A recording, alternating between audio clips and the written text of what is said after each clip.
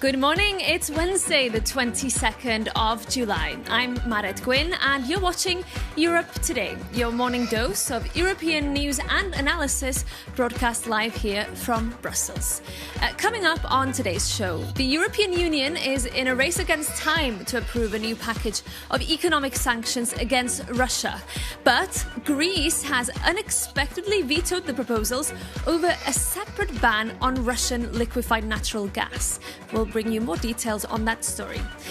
And also, it's been a year now since the US and the EU sealed a trade deal designed to put an end to disputes and tensions.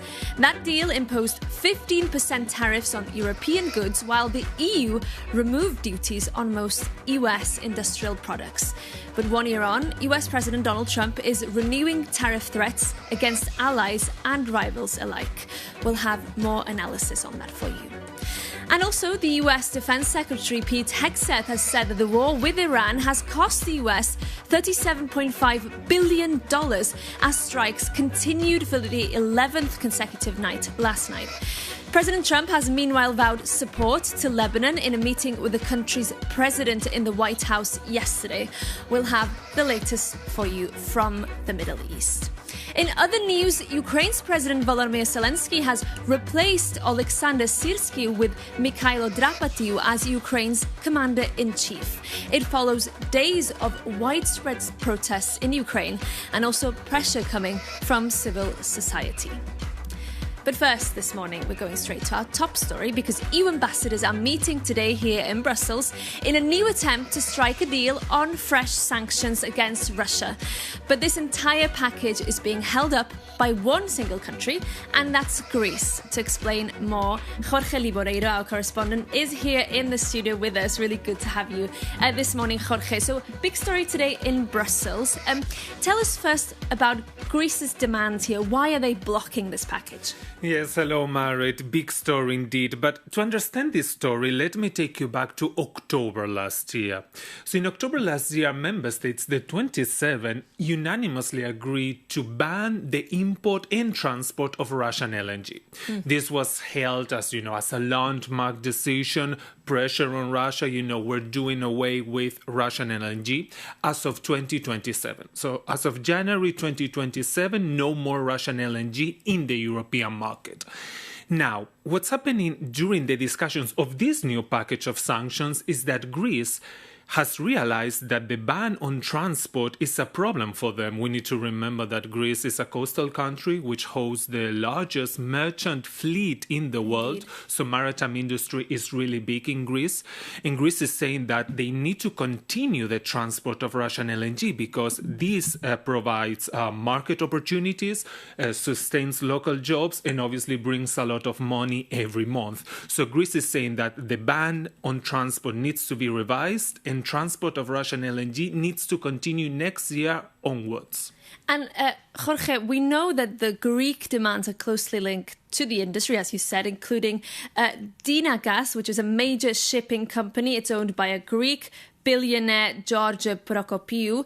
And it's worth saying that he is also linked to another company that actually transports Russian oil. So what does Dynagas say here about the LNG ban? So indeed, Dynagas controls the market of LNG, but also transport of Russian oil. So we need to keep that in mind. But when it comes to LNG, Dynagas provides very specialized tankers that go into Siberia.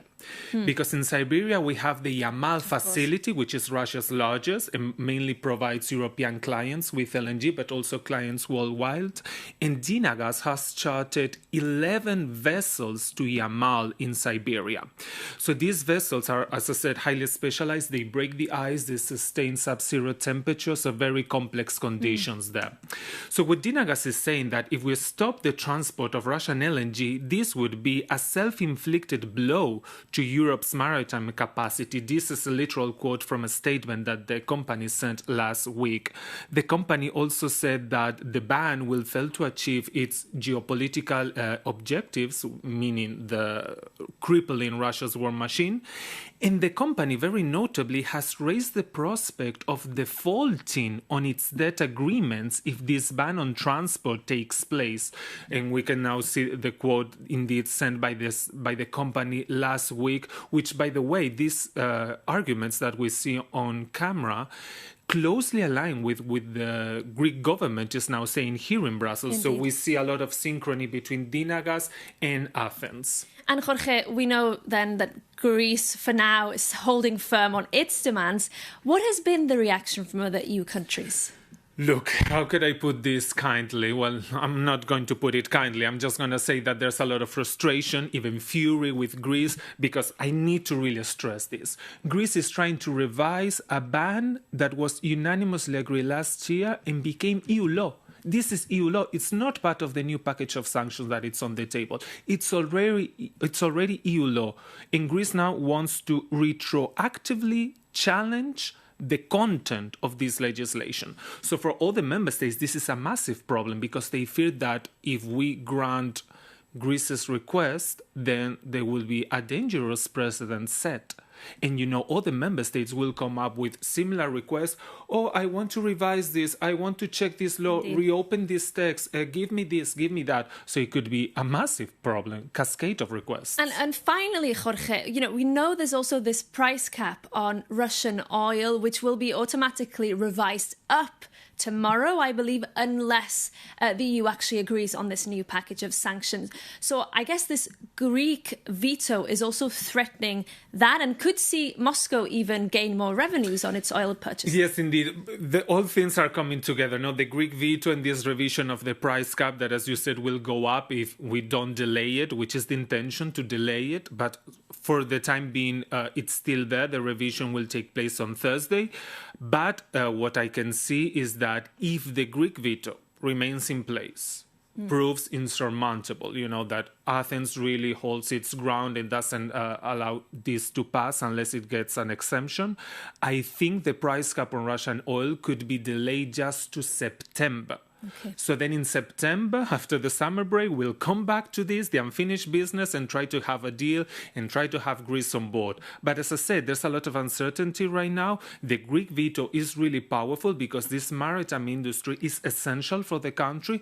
But at the same time, the other 26 member states do not want to grant this request because of the precedent that it could set.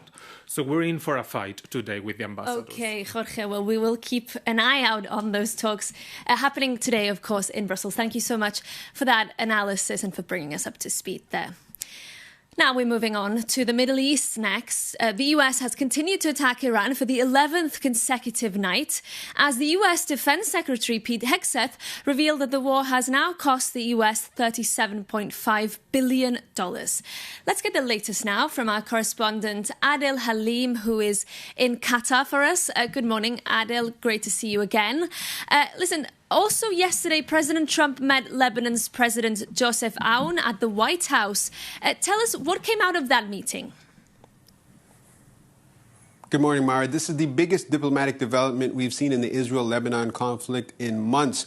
President Joseph Aoun came to Washington looking for U.S. support to stabilize Lebanon after months of fighting between Israel and Hezbollah. The focus was the U.S.-backed ceasefire framework. Lebanon wants a full Israeli withdrawal from the south, more support for the Lebanese army, and for the Lebanese state, not Hezbollah, to control southern Lebanon.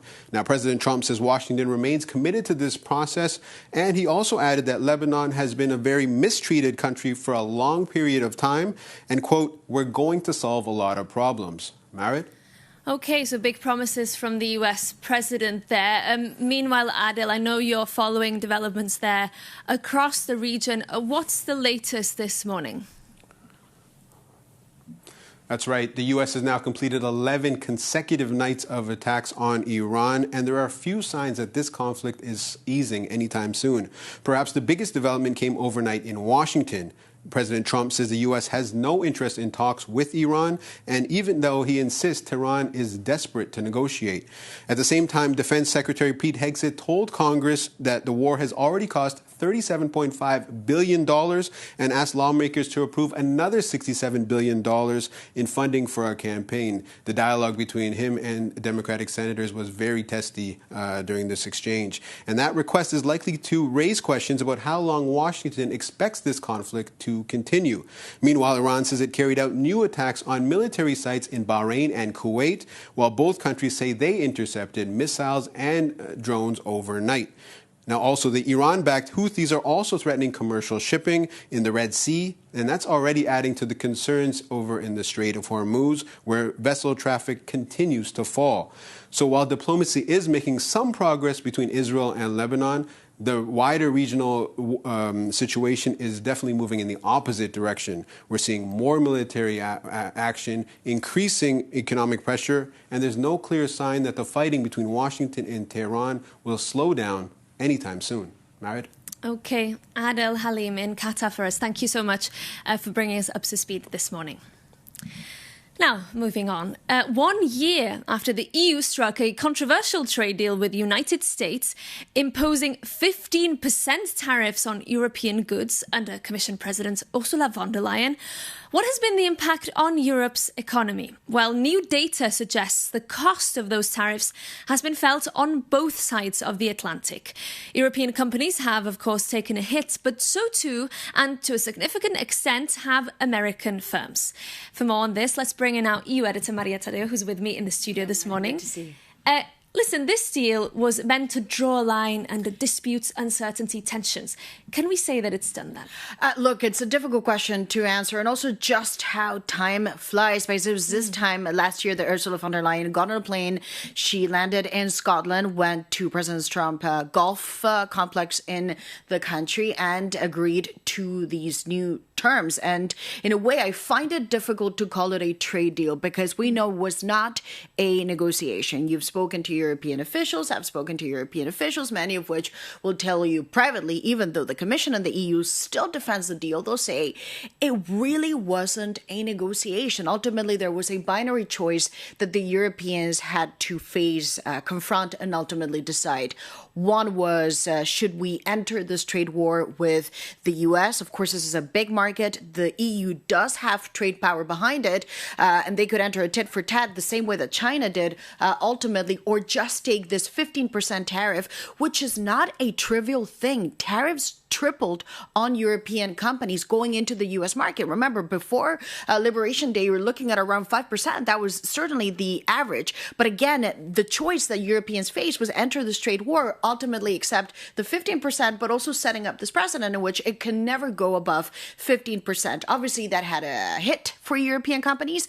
We've spoken about some of the extra difficulties that they faced. But when you look at the data, and this is very striking, the turnover in terms of trade between the U.S. and the European Union actually increased in 2025 to hit 1.8 trillion euros.